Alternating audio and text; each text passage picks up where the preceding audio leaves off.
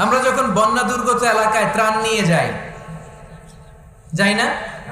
উত্তরবঙ্গে বন্যা, দক্ষিণাঞ্চলে বন্যা, আমরা যখন ত্রাণ নিয়ে যাই তখন কি খুঁজে খুঁজে মুসলমান ঘর কোনগুলো ওগুলারে ত্রাণের প্যাকেট দিব এভাবে দেই? কিভাবে দেই? সবাই দেই, ঠিক কি না? কারণ মানবতা যেখানে বিপন্ন, ইসলামের ত্রাণ সেখানে আছে না নাই?